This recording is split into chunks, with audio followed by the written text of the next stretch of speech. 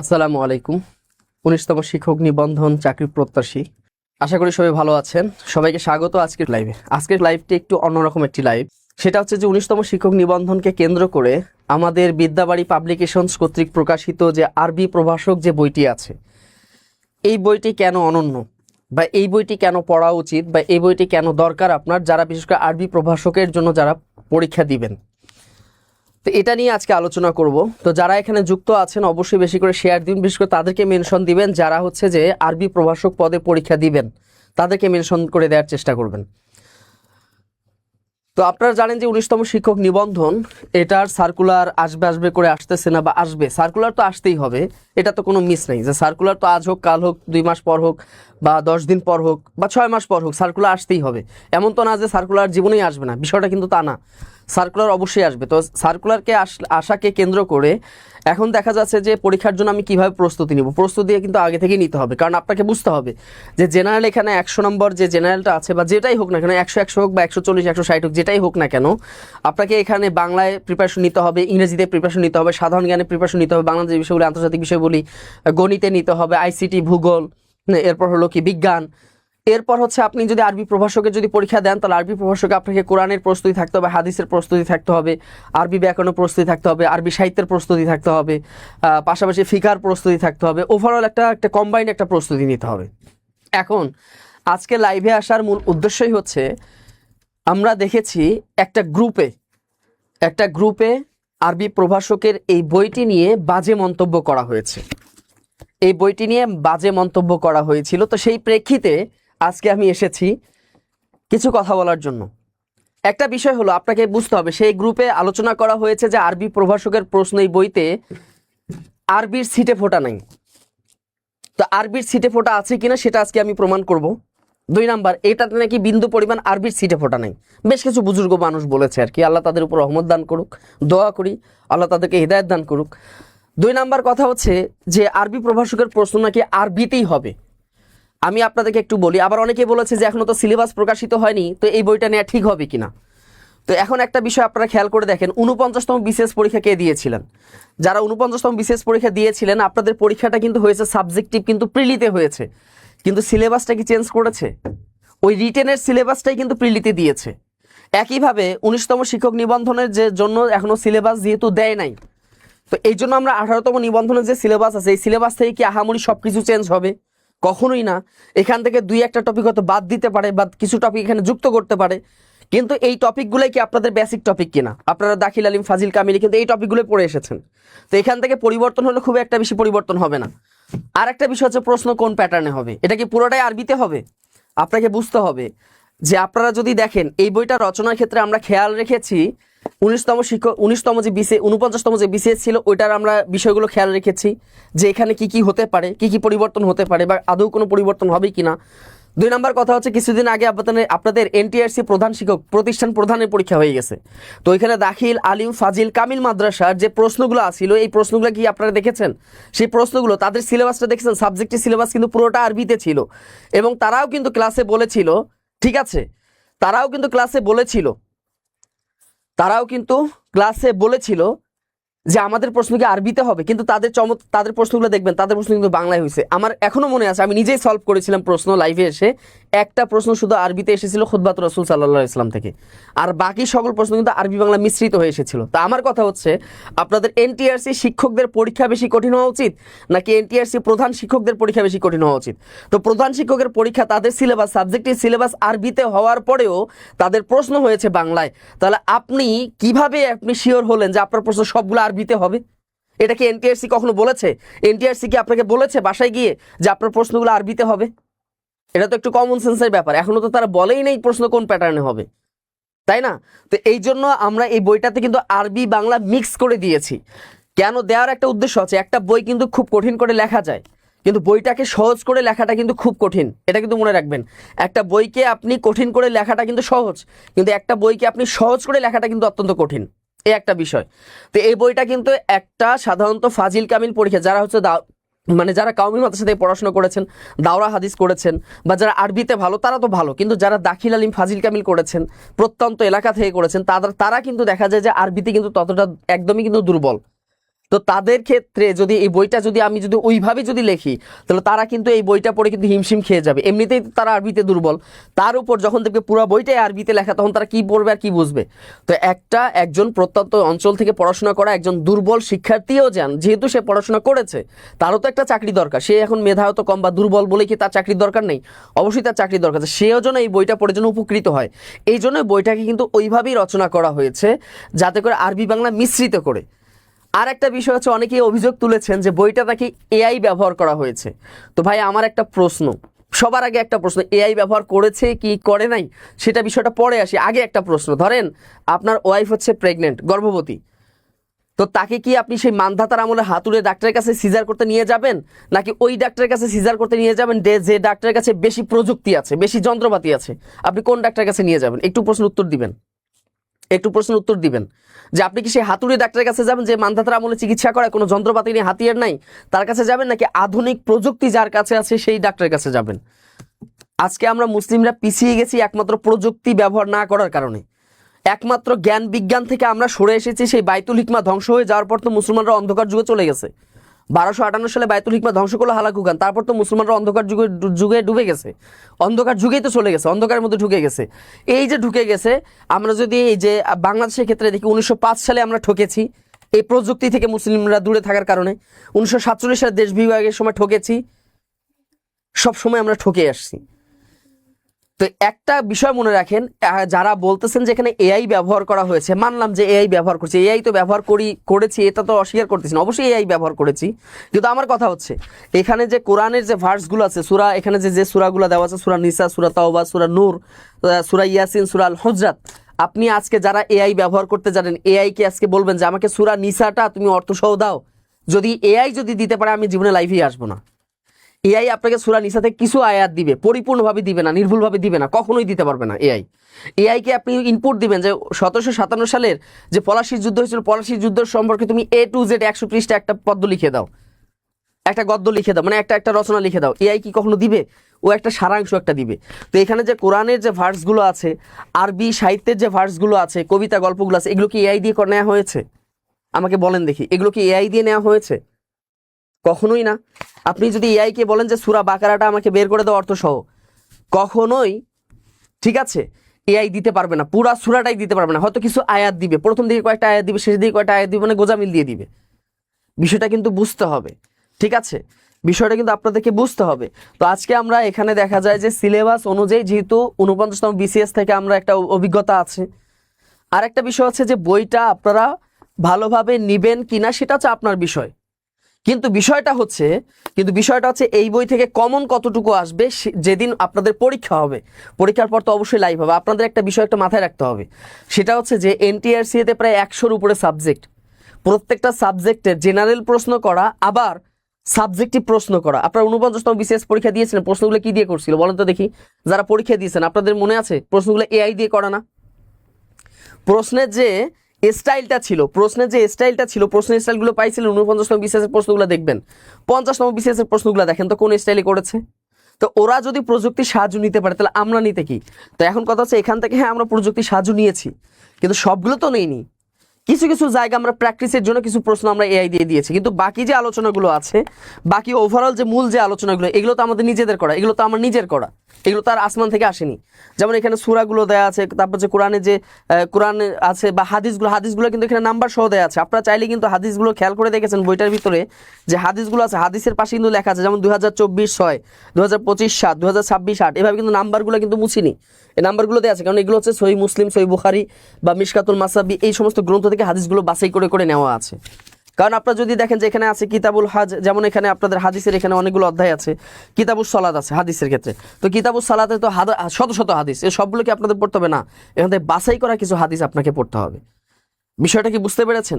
বাছাই করা হাদিসগুলো এখানে দেওয়া হয়েছে, এখন এগুলো অনুবাদ দেওয়া হয়েছে। পাশাপাশি এখানে ব্যাকরণ সম্পর্কে যতটুকু আলোচনা, এখন অনেকেই বলতে পারেন, অনেকে এখন ধারণা করছে, সেটা হচ্ছে বিষয়টা হচ্ছে অনেকেই এখানে বলেছে যে এখানে অনেকের এখানে মানে আপত্তি করেছে যে এখানে আরবি কেন নাই, আরবিতে কেন প্রশ্ন করা নাই। তো এইগুলো বিষয়গুলো কিন্তু আপনাকে বুঝতে হবে যে এখনো NTRC কিন্তু আপনাকে বলে নাই যে প্রশ্ন কোন প্যাটার্নে হবে। তো সেই আলোকেই কিন্তু আমরা বইটা কিন্তু এখানে রচনা করেছি বা কাজ করেছি। এখন প্রশ্ন হচ্ছে পরীক্ষায় কতটুকু কমন পড়বে সেটা। এখন অনেকেই ধারণা করে যে সে দাখিল আলিম ফাজিল কামিলে তো পড়ে আসছি, কিছু গাইড পড়ে আসছি, ওখানে তো একটা সংজ্ঞা দিয়েছিল, কালামের সংজ্ঞা দেওয়া ছিল, কেউ কেউ বলেছেন অমুক বলেছেন তমুক বলেছেন, এই বইটা মনে হয় তাই দেওয়া থাকবে। তো এটা ভুল ধারণা ভাই, এটা চাকরির বই, এটা কোনো বেসিক বই না। কেউ যদি মনে করেন যে এখানে হেদায়েতুন নাহু হেদায়েতুল সরফ সম্পর্কে বিস্তারিত A to Z আলোচনা থাকবে, তাহলে এটা বোকামি ছাড়া কিছু না। আপনার যদি বেসিক দুর্বল থাকে, আপনি বেসিক দুর্বলতা কাটানোর জন্য আপনি বেসিক বই পড়েন, আপনার এই বইটা তো আপনার জন্য প্রযোজ্য না। এটা হলো চাকরির বই। আপনাকে বুঝতে হবে যে যেহেতু পরীক্ষাটা হবে MCQ পদ্ধতিতে, সেহেতু আপনাকে বেশি বেশি MCQ প্র্যাকটিস করতে হবে। সেই আলোকে আমরা এখানে পর্যাপ্ত MCQ দিয়েছি, যাতে করে আপনারা যত বেশি MCQ প্র্যাকটিস করবেন, পরীক্ষার হলে গিয়ে কিন্তু MCQ গুলো আপনার জন্য সহজ হয়ে যাবে। এখন যদি মনে করেন যে আমি তো বদল চিনি না, আমি তো তাকিদ চিনি না, আমি তো গায়রে মুনসারিফ বুঝি না, আমি তো হচ্ছে কি বাক্য শুদ্ধিকরণ বুঝি না, আমি তো শূন্যস্থান পূরণ বুঝি না, আমি তো এই নিয়ম জানি না, ওই নিয়ম জানি না। আবার অনেকেই ভেবে থাকেন এখানে সূরা নিসা আছে, সূরা নিসা তাফসির কই? ভাই এটা তাফসিরের বই না, এটা চাকরির বই, এখানে তাফসির থাকবে না। 18তম নিবন্ধন যখন আমি পড়াইতে গেছিলাম, তখন অনেকেই বলছিল যে স্যার আরবি প্রভাষকে তো লেখা আছে আর তাফসির লেখা আছে, আপনি তো তাফসির পড়াচ্ছেন, শুধু অনুবাদ পড়াচ্ছেন। আমি বলছি পরীক্ষার হলে দেখা হবে, পরীক্ষার পর দেখা হবে, তাদের কি তাফসির আসছে নাকি অনুবাদ আসছে। তো এগুলো আপনাকে কিন্তু বুঝতে হবে, ঠিক আছে? এই বিষয়গুলো কিন্তু আপনাদের কিন্তু বুঝতে হবে, এই বিষয়গুলো আপনাদেরকে বুঝতে হবে যে কোনটা বই কিসের জন্য প্রযোজ্য। যেটা চাকরির বই, এখানে আপনাদের MCQ প্রশ্ন থাকবে, এখানে ডিটেলস কোনো ব্যাকরণগত ওইভাবে এত বিস্তারিত আলোচনাও থাকার দরকার নাই, বা এখানে তাফসিরও থাকার দরকার নেই, এখানে হাদিসের সম্পর্কে বিস্তারিত থাকার দরকার। আবার অনেকেই মন্তব্য করেছেন ওই পেজটাতে, আমরা দেখেছি, বিশেষ করে আমি দেখেছিলাম, অনেকেই বলেছেন যে বালাগাত মান্তেক নাকি নেই। ভাই 18তম নিবন্ধনে বালাগাত মান্তেক কোন সিলেবাস আছে আমরা একটু দেখাবেন? এখানে আরবি প্রভাষকে বালাগাত মান্তিক কোথায় আছে আমাকে একটু দেখাবেন, কোন সিলেবাসে বালাগাত মান্তিক আছে? তো বালাগাত মান্তিক এখানে তো নাই, এটা তো আপনাকে বুঝতে হবে, এখানে সিলেবাসে যা আছে তাই। তো এই আলোকে আমরা বইটা এখানে লিখেছি, বইটা বিশেষ করে আমি সাজিয়েছি। বইটার মূল্য রাখা হয়েছে 390 টাকা। আর পাশাপাশি এখানে সিলেবাসের আলোকে, এখানে দেখেন সিলেবাসে যা আছে সেই আলোকে কিন্তু সাজানো হয়েছে। এখন যদি মনে করেন যে সূরা আল হুজরাত এগুলো তো আরবিতে লেখা নাই, ভাই বাংলায় লেখার কারণ আছে, বাংলায় লেখার একটা কারণ আছে। বাংলায় লেখার কারণ হচ্ছে যারা হয়তোবা দেখা যায় একটু আরবিতে দুর্বল, তারা যেন ভাই সহজে বুঝতে পারে। ভাই এটা আপনি PhD করার জন্য নিচ্ছেন না, এটা হচ্ছে আপনাকে চাকরিতে টিকতে হবে এই জন্য নিচ্ছেন। তো ওই জন্য সবাই যেন সহজে যেন বুঝতে পারে, এই জন্যই কিন্তু এখানে হ্যাঁ আরবি প্রভাষক গাইডটা পাওয়া যাবে, এটা অ্যাভেলেবল। এখন অলরেডি আমাদের 2000 কপি শেষ হয়ে গেছে এবং আমাদের নতুন করে আরো অর্ডার দেওয়া হয়েছে, এটাও এখন আমাদের স্টকে আছে। তো এখানে দেখেন প্রত্যেকটা, যেমন এই যে এখানে দেওয়া আছে প্রত্যেকটা গল্প, এখানে সব বা প্রত্যেকটা টপিক, এখানে হিদায়াতুন ইলমুস সারফ সম্পর্কে আছে, বাংলা হতে আরবি অনুবাদ, গুরুত্বপূর্ণ 500 MCQ আছে। এইভাবে কিন্তু বইটা কিন্তু সাজানো আছে আপনাদের 18তম নিবন্ধনের সিলেবাস অনুযায়ী, ঠিক আছে? এখন অনেকেই বলেছেন যে এখানে নাই, ভাই এখানে কি থাকবে বলেন তো দেখি? সূরা নিসা সম্পর্কে আপনি একটা বিষয় খেয়াল করে দেখবেন যে প্রতিষ্ঠান প্রধানের মতো একটা পরীক্ষায়, এবার NTRC প্রতিষ্ঠান প্রধানের পরীক্ষায় একটা প্রশ্ন এসেছিল যে সূরা আল বাকারার আয়াত সংখ্যা কয়টি। এখন এই প্রশ্ন দেখে তো অনেকে হাসবেন আপনারা, যে এটা NTRC প্রতিষ্ঠান প্রধান, এই প্রশ্ন কখনো আসে? 286টা আয়াত আছে, এটা আবার প্রশ্ন আসতে পারে? হ্যাঁ, এই প্রশ্নটাও পরীক্ষা আসতে পারে, কারণ এই প্রশ্ন অনেকেই ভুল করতে পারে। যেমন সূরা নিসার আমরা জানি আয়াত আছে 176টি, এই প্রশ্নটা আসতে পারে। এই যে সূরা নিসা দেন, এটা কততম সূরা? 4র্থতম সূরা। এটা মাক্কি না মাদানী? এটা মাদানী সূরা। এটা রুকুর সংখ্যা কয়টি, মানে অধ্যায় কয়টা আছে? 24টা আছে। এটার আয়াত সংখ্যা কয়টি? তারপর সূরা নিসা, এই নিসা শব্দটা কোন আয়াত থেকে নেওয়া হয়েছে? নিসা শব্দের অর্থ কি? এই যে বিষয়গুলো আছে, এখান থেকে দেখবেন যে 2-3 নাম্বার কমন পাইছেন। তো এই বিষয়গুলো তো বুঝতে হবে। এই যে এখানে দেওয়া আছে নাজিলের, এখানে শানে নজুল আছে, এখানে আর কি থাকবে বলেন দেখি? তো শানে নজুল কি আরবিতে থাকবে? বলেন, শানে নজুল কি আপনি আরবিতে পড়বেন? হ্যাঁ, শানে নজুলকে আরবিতে পড়ার দরকার আছে? শানে নজুল তো আপনাকে বাংলায় পড়তে হবে। সূরা নিসার আলোচ্য বিষয়গুলো কি কি সেগুলো আপনাকে জানতে হবে। এখন যদি কেউ মনে করেন এখানে আরবি কেন নাই, দেখেন এখানে আরবি আছেই না। যারা বলেছিলেন যে সূরা ডাহা মিথ্যা কথা বলেন যে সূরা মানে আপনাদের এই আরবি প্রভাষকের বইতে আরবির কোনো ছিটে ফোটা নাই, তো এগুলো আমি কি দেখতে পারতেছি? এগুলো তো আমি হিন্দি দেখতে পারতেছি। আপনারা কি দেখতে পারতেছেন জানি না, একটু কমেন্টস করেন দেখি। আমি তো হিন্দি দেখতে পারতেছি ভাই। যারা বলেছিলেন যে এখানে নাকি আরবির ছিটে ফোটাও নাই, আজকে আমি দেখাবো যে এখানে আরবির ছিটে ফোটা আছে কিনা। হয়তো বইটাকে সহজ করে লেখা হয়েছে যাতে করে একজন দুর্বল স্টুডেন্টও যেন এখানে পড়াশোনা করে সে যেন চাকরির জন্য নিজেকে প্রস্তুত করতে পারে। আর যারা আরবিতে অনেক ভালো তাদের হিসাব আলাদা, তারা তো আরবি ভার্সনের বই দেখেই তো পড়তে পারেন, তাদের হিসাবটা হচ্ছে ভিন্ন, তাই না? তো এখানে কিন্তু আমি কিন্তু আরবি দেখতে পারতেছি না, আমি হিন্দি লেখা দেখতে পারতেছি। আপনারা কি দেখতে পারতেছেন একটু কমেন্টস করেন দেখি। আরবির নাকি সিটে ফোটাও নেই, তা আমি আর সত্যি আরবি সিটে ফোটাও দেখতে পারতেছি না আর কি। সব হিন্দি লেখা দেখতে পারতেছি। তো যাই হোক, এখানে দেওয়া আছে এভাবে। আমি দেখেন প্রত্যেকটা টপিক কিন্তু সুন্দর করে এভাবে সাজানো আছে। এই যে সূরাগুলো অনুবাদ দেওয়া আছে, অনুবাদ ছাড়া সূরাতে আর কি থাকবে? এখানে তাফসীর তো থাকার কোনো প্রশ্নই ওঠে না, কারণ আমরা বিগত সালে প্রশ্ন প্যাটার্ন, হ্যাঁ বিগত সালে প্রশ্ন প্যাটার্ন দেখেই তো বইগুলো করানো হয়েছে। এরপর দেন সূরা নিসা কোথায় অবতীর্ণ হয়েছে, এখানে এক কথা প্রশ্ন সুন্দর করে দেওয়া আছে, 150 প্রশ্ন দেওয়া আছে, এক কথা প্রশ্ন। বলেন এর বাইরে আর কি প্রশ্ন আছে? আমাকে একটু প্রশ্ন করেন, এই বইটা সুন্দর করে বাসায় গিয়ে পড়বেন, পড়ার পর দেখবেন যে এর বাইরে আর কি প্রশ্ন আসতে পারে পরীক্ষা, বলেন। আর এনটিআরসি যেহেতু এখনো বলে নাই যে প্রশ্ন আরবি ভার্সনে হবে নাকি বাংলায় হবে, এখনো কি ক্লিয়ার করেছে?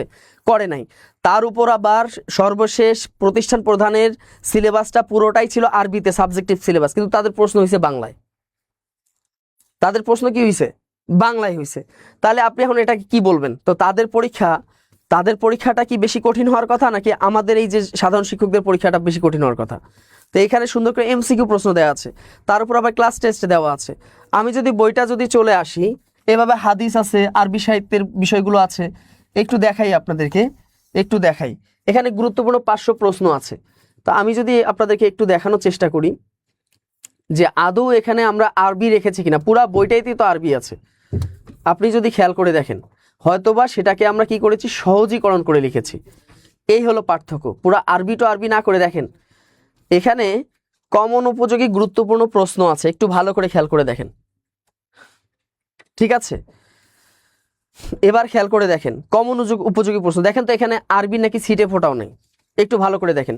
শূন্য স্থান পূরণ করুন, এগুলো কিন্তু গুরুত্বপূর্ণ প্রশ্ন। ইন্নাল্লাহা ড্যাশ দেওয়া আছে রহিম, এখানে শূন্য স্থান পূরণ করতে হবে। রয়তু তালিব, এরপর গ্যাপ দেওয়া আছে, এখানে গ্যাপে কি বসবে? তাহলে এইগুলো কি হিন্দি লেখা? আমাকে বলেন দেখি।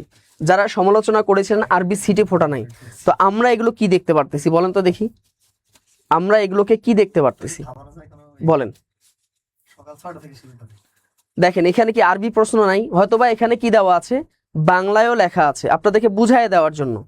দেখেন পুরা বইটা দেখেন, এখানে আরবি দেখেন, এই যে প্রশ্নগুলো যে আছে এখানে, যেমন এখানে দেওয়া আছে লা ইয়াসমানু ওয়ালা ইউগনি মিন জুইন, এখানে ইয়াসমানু শব্দটি মারফু হয়েছে অথচ শুরুতে লা আছে, এর ব্যাকরণগত কারণ কি? এখন এখানে আপনি বলতে পারেন যে মারফু শব্দটা আরবিতে কেন লেখা নেই, এই যে মারফু শব্দটা আরবিতে কেন লেখা নেই, লাটা আরবিতে কেন লেখা নেই? তো এটাকে আমরা বাংলায় সহজীকরণ করে লিখেছি যাতে করে যে কোনো মানুষ, মানে যে কোনো মানুষ বলতে যে আরবিতে দুর্বল আছে সেও যেন পড়ে যেন ব্যাকরণগত দিকগুলো যেন আয়ত্ত করতে পারে, ঠিক আছে? এটাকে সহজীকরণ করা হয়েছে। এখানে যেমন আছে এটি মাবনি, হয়তোবা আরবি লেখা নেই, এই হলো বলতে পারেন যে এখানে আরবিতে কেন নেই, কিন্তু এখানে কি আরবি সিটে ফোটা নাই বলেন তো দেখি। মাকানা মুহাম্মাদান, মাকানা মুহাম্মাদু আবা আহাদিন মিন রিজালিকুম, এখানে আবা শব্দটি মানসুব হয়েছে কেন? কেন মানসুব হয়েছে, এটা কি কারণ? এটা তো আমরা জানি যে এখানে কি কারণে হয়েছে, মানসুব হয়েছে। তাই এখানে দেখা যায় যে এভাবে কি আরবি এখানে কিন্তু সুন্দর করে আলোচনা করা হয়েছে।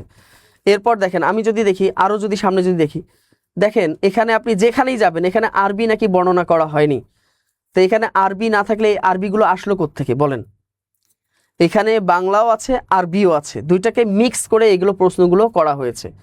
এখন যেমন এখানে যদি আমি যদি প্রশ্নগুলো যদি দেখি, আপনি হয়তো বলতে পারেন যে এখানে আরবি তো নেই। এখানে দেখেন তো তাফজিল, এই যে তাফজিলান, তাফজিলান শব্দের অর্থ কি? আরবি নাই।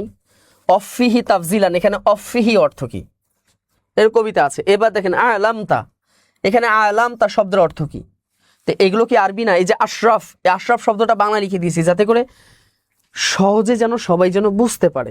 এখন এটা নিয়ে যদি আপনি যদি সমালোচনা করেন, তো সেক্ষেত্রে আপনি নিজেই বই তৈরি করেন, সমস্যা কি? আপনি আরবিতে তো বই তৈরি করেন, সমস্যা তো আর নাই। তো বইটাকে সহজীকরণ করা হয়েছে। বলছে যে আরবি সিটে ফোটা নেই, তাহলে এইগুলো আমি কি দেখতে পারতেছি বলুন তো? এখানে আরবি নাই, এই যে কবিতাগুলো আরবি নাই, কবিতাগুলো থেকে আরবি নেই, যে এগুলো তো কবিতা তো আরবিতেই দেওয়া আছে, আরবিতেই দেওয়া আছে, এটার অর্থগুলো বাংলায় দেওয়া আছে। এখন যদি আপনি মনে করেন যে না এখানে প্রত্যেকটা শব্দের অর্থ দেয়া থাকবে, প্রত্যেকটা নাহু সরফের বিস্তারিত বর্ণনা থাকবে, ভাই তাহলে আপনাকে বলবো যে আপনার জন্য এই বইটা নয়, আপনাকে আবার ক্লাস 1-এ ভর্তি হয়ে আবার নতুন করে ব্যাকরণ শিখতে হবে। তো আপনি আরবি ব্যাকরণে তাহলে এই কয়েক বছর কি করেছেন? এই 17-18 বছর পড়াশোনা করেছেন, কামিল ফাজিল করেছেন, তো এই কয়েক বছর আপনি কি করছেন? নিশ্চয়ই ফাঁকিবাজি করছেন, অথবা আপনি শিখেন নাই, হয়তোবা আপনাকে মাদ্রাসা থেকে শিখায় নাই। এটা তাদের দুর্বলতা। এটা হলো চাকুরির বই, এখানে তো ভাই বিস্তারিত থাকবে না। আপনি সাধারণ জ্ঞানের বইগুলোতে দেখেন এখানে দ্বিতীয় বিশ্বযুদ্ধ সম্পর্কে কি A to Z বর্ণনা আছে, নাকি মূল পয়েন্টগুলো আছে যেগুলো পরীক্ষায় আসবে? তো এটার তো দোষ আপনি ধরতেছেন না, তাহলে এখানে কেন দোষ ধরবেন? তো এই জন্য কথা হচ্ছে যে কেউ একজন এসে বলল, অনেকেই আবার দেখা যাচ্ছে যে হাউতাস করতেছেন, বা হাউতাসের তো কোনো কারণ নাই। আপনাকে কি এনটিআরসি বলে দিয়েছে যে পুরো প্রশ্ন আরবিতে হবে, আর পুরো প্রশ্ন কোনো আরবিতে হবে নাকি? আপনার মাথা খারাপ হয়ে গেছে? এই যে প্রায় 150 সাবজেক্ট এনটিআরসিতে এতগুলো প্রশ্ন আপনার রেডি করতে হবে, তাদের পরীক্ষা নিতে হবে, আলাদা আলাদা সাবজেক্টিভ প্রশ্ন হবে, কত বড় কর্মযজ্ঞ, তাই না? তাহলে এগুলো তো আপনাদেরকে মাথায় রাখতে হবে। আবার সর্বশেষ আপনি পরীক্ষা প্যাটার্ন দেখেন, এনটিআরসি যে প্রতিষ্ঠান প্রধানের পরীক্ষার যে প্যাটার্নগুলো দেখেন, এগুলো দেখেন, দেখেন তো এখানে আরবি নাই, দেখেন প্রত্যেকটা পাতায় দেখেন আরবি আছে। যেমন ইয়াশকু ফেলের মাজি কি, তারপর দেখেন ইনসরাফতু, এটা কোন ভাব, এটা কোন ধরনের ভাব, তাই না? এরপর সরি কোন ভাব আর কি এটা। তারপর দেখেন আত্মাম, হয়তো বা কিছু বানানগত ভুল থাকতে পারে, যেহেতু এটা ফার্স্ট এডিশন, কারণ মানব রচিত বইয়ে ভুল থাকবে, এটাই স্বাভাবিক। যদি কোনো মানুষ বলে যে আমার বইয়ে ভুল নাই, তাহলে সে হলো মস্ত বড় একটা আহাম্মক। কারণ মানব রচিত একমাত্র কোরআনই ভুল নাই, এছাড়া কোরআন বা হাদিসে ভুল নাই, যেগুলো হচ্ছে সঠিক হাদিস, এখানে ভুল নাই। কিন্তু মানব রচিত বইয়ে ভুল থাকবেই, বানানগত ভুল থাকতে পারে, ব্যাকরণগত ভুল থাকতে পারে, এটা তো। যেমন হাজা জালিকা, এগুলো কি ইসমি ইশারা, এখন হাজা জালিকা এগুলো তো আরবিতে লেখা নাই কেন?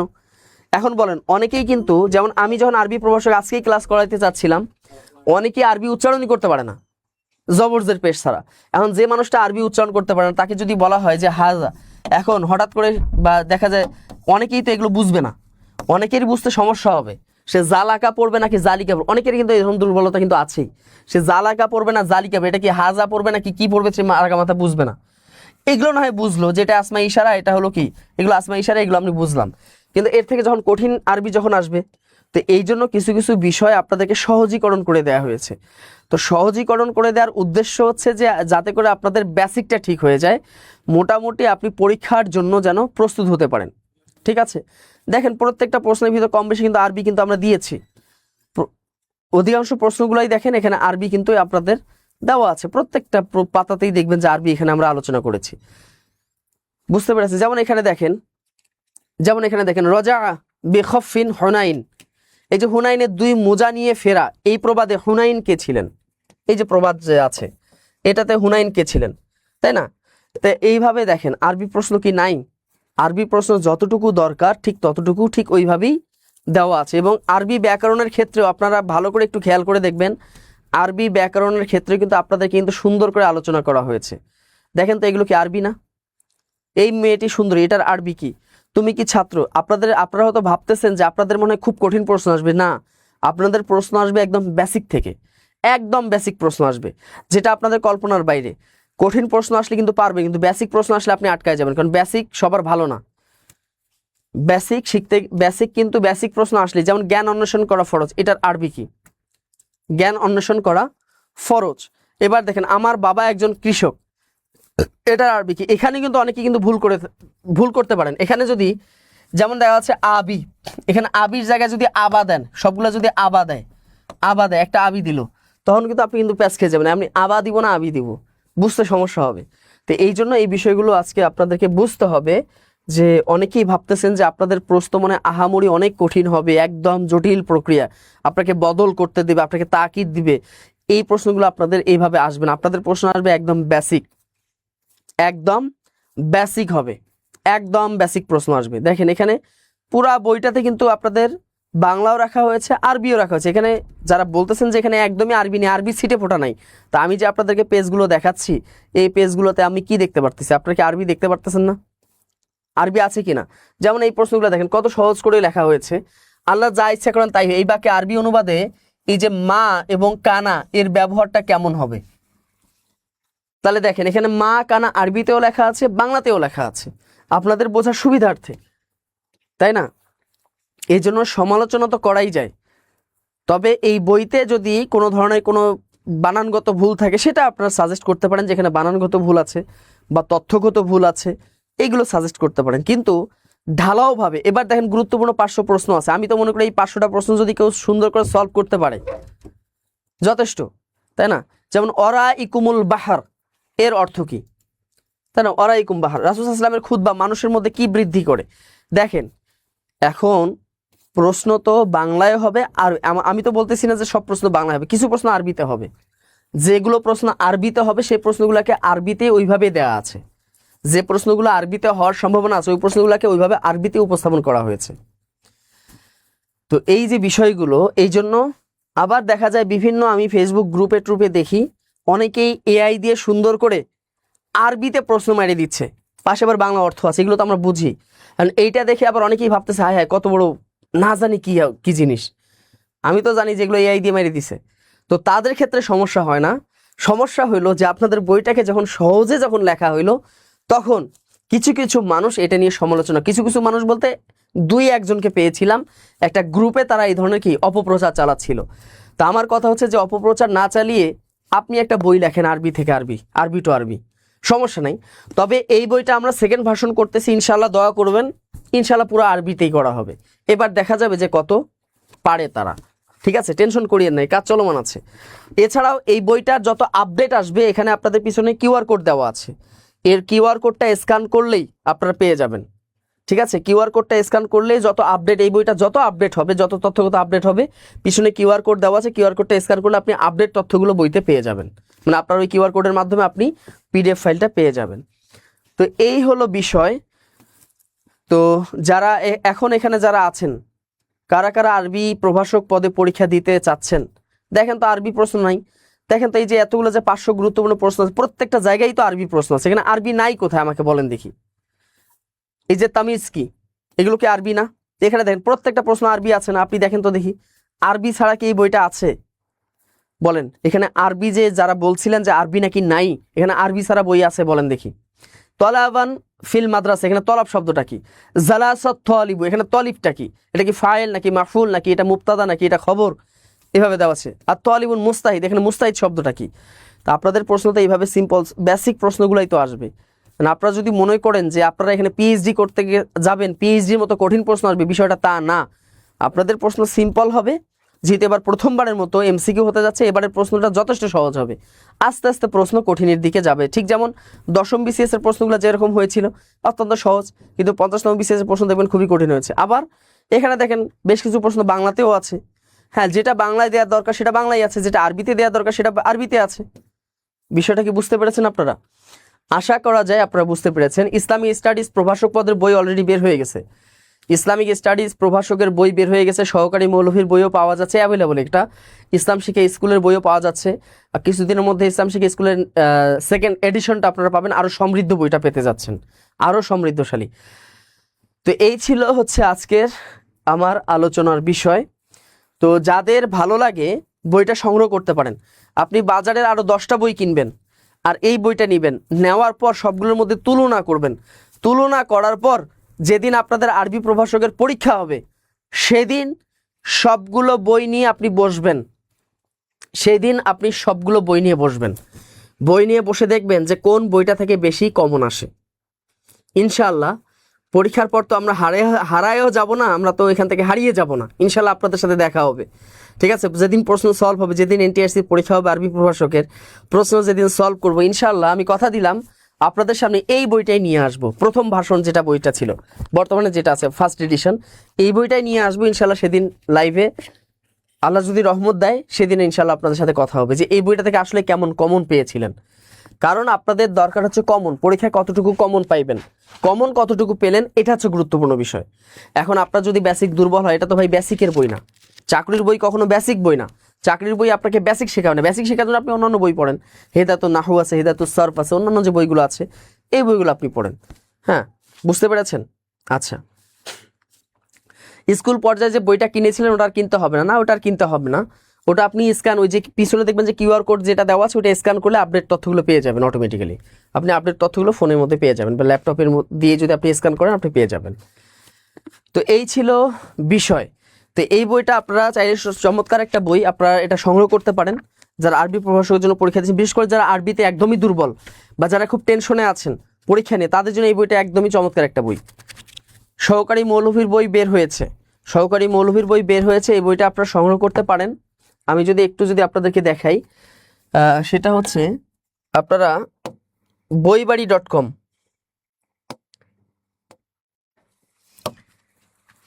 বইবাড়ি.com, বইবাড়ি.com লিখে সার্চ দিলেই ভিতরে চলে যাবেন, এখানে দেখেন আপনাদের বইগুলো অ্যাভেলেবল, এখানে যাওয়ার পর আপনার বিদ্যাবাড়ির বই লিখে এখানে সার্চ দিলে আপনারা পেয়ে যাবেন বিদ্যাবাড়ির বই।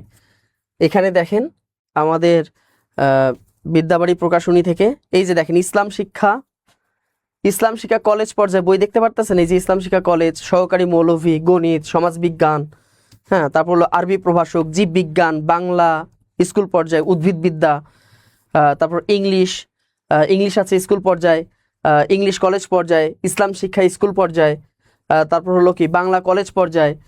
এরপর দেখেন রাষ্ট্রবিজ্ঞান আছে কলেজ পর্যায়ে, ভূগোল ও পরিবেশ কলেজ পর্যায়ে, ইতিহাস কলেজ পর্যায়ে। এই বইগুলো এখন কিন্তু অ্যাভেলেবল, এই বইগুলো আপনারা পাচ্ছেন, এই বইগুলো আপনারা সংগ্রহ করতে পারেন। ঠিক একইভাবে ইসলাম শিক্ষা কলেজ বইটাও চমৎকারভাবে করা হয়েছে, ইসলাম শিক্ষা স্কুল বইটাও সেকেন্ড এডিশন আরও চমৎকার আসতেছে। পাশাপাশি আর সহকারী মৌলভী বইটাও কিনে দেখবেন। এটা যারা একদমই দুর্বল আছেন তারাও এই বইটা থেকে পরীক্ষায় সর্বোচ্চ নম্বর তোলার জন্য যথেষ্ট, সর্বোচ্চ নম্বর তোলার জন্য এটা যথেষ্ট। মানে যতই আপনি দুর্বল হন না কেন, বইটা যদি পড়ে আপনি যদি নিয়মিত চর্চা করেন, তাহলে আপনি সর্বোচ্চ নম্বর তোলার জন্য বইগুলো যথেষ্ট, আপনারা চাইলেই সংগ্রহ করতে পারেন। তো এই জন্য আমি বলবো যে অপরের কথায় কান না দিয়ে অনেকেই ডিমোটিভেট করার চেষ্টা করবে, অনেকেই ভয়ভীতি দেখানোর চেষ্টা করবে যে সার্কুলার তো আসতেছে না, আগামী 6 মাসেও সার্কুলার হবে না, দূরও পড়াশোনা। এটা হচ্ছে ডিমোটিভেট করা। আপনি অপরের কথায় তো কান দিবেন না, 6 মাস পর না, 1 বছর পরে আসুক, 1 বছর পরে আসুক না কেন, 1 বছর পরে সার্কুলার আসুক, আপনি কি পড়াশোনা বাদ দিবেন? অবশ্যই না, আপনার প্রস্তুতি চলতে থাকবে। আপনি একই পড়াশোনা আপনি 10 বার, 20 বার, 100 বার করে রিভাইজ দেন, আপনি আরও বেশি কি হন, নিজেকে পাকাপোক্ত করেন, আপনি আরও বেশি নিজেকে কি করেন, মানে আরও বেশি নিজেকে ঝালাই করেন। সমস্যা কি?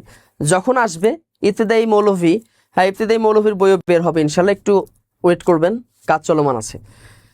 তো এই জন্য মানে একজন এসে বললো যে আপনার কান চিলে নিয়ে গেছে, এখন আপনি কানের পিছনে ছুটবেন নাকি চিলের পিছনে ছুটবেন সেটা আপনার বিষয়। আপনি যদি বুদ্ধিমান হন তাহলে অবশ্যই চিলের পিছনে না ছুটে আপনি দেখবেন যে কান আমার ঠিক আছে কিনা, কারণ কান দিয়ে যে রক্ত পড়তেছে সেই চিলের পিছনে ছুটে তো লাভ নাই, আগে আপনার রক্তটাকে বন্ধ করতে হবে। আদৌ কান নিয়ে গেছে কিনা সেটা আগে চেক দিবেন, যদি সত্যিকারই কান যদি নিয়ে যায় তাহলে রক্তটাকে বন্ধ করতে হবে, নাহলে তো আপনার জীবন তো বিনাশ হয়ে যাবে। তো চিলের পিছনে ছুটে কি লাভ আছে? চিলের পিছনে ছুটে কি আপনি চিলকে পাবেন না। এই জন্য অপরের কথায় ডিমোটিভেট না হয়ে আপনাকে কি করতে হবে, নিজস্ব বুদ্ধি বিবেচনা দিয়ে আপনার কাছে যে বইটা ভালো লাগে বা যে বইটা পড়ে আপনি বেশি উপকৃত হবেন বা আপনার কাছে সাবলীল মনে হয়, এই বইটাই আপনি সংগ্রহ করবেন। এটা হচ্ছে আমার কথা। তো আজকে এই পর্যন্তই। অবশ্যই 19তম শিক্ষক নিবন্ধনের জন্য সার্কুলার নিয়ে বা সিলেবাস নিয়ে টেনশন না করে এখন থেকেই, আজকে থেকেই পড়াশোনাটা আপনার শুরু করে দেন।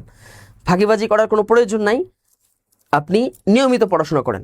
নিয়মিত পড়াশোনায় আপনাকে অনেকের থেকে এগিয়ে রাখবে, ঠিক আছে? যারা সমালোচনা করা তাদের কাজই হচ্ছে সমালোচনা করা, তারা নিজেরা কোনো কাজ করবে না, নিজেরা কিছু পারবে না, কিন্তু সমালোচনা করবে। দেখবেন যারা সমালোচনা করবে ওদের কিন্তু চাকরি হয় না, খালি সমালোচনা করে। ভাই সমালোচনা, যতক্ষণ মানুষের সমালোচনা করতেছো ততক্ষণ সমালোচনা না করে তুমি নিজেকে সময় দাও। নিজেকে, যেমন ব্যক্তিগতভাবে আমি কে কি করলো না করলো এটা আমার দেখার বিষয় না, আমার বিষয় হচ্ছে আমি নিজে কি করলাম, আমার কাজটা কি, আমার নিজের জীবনটাকে কিভাবে উন্নত করা যায়। তাই অন্যের সমালোচনা না করে আমি নিজের সমালোচনা করি, আমি নিজে কি করতেছি, আমি নিজেকে সময় দিই। অন্যকে সময় দেওয়ার আমার কোনো সময় আছে? সময় নেই।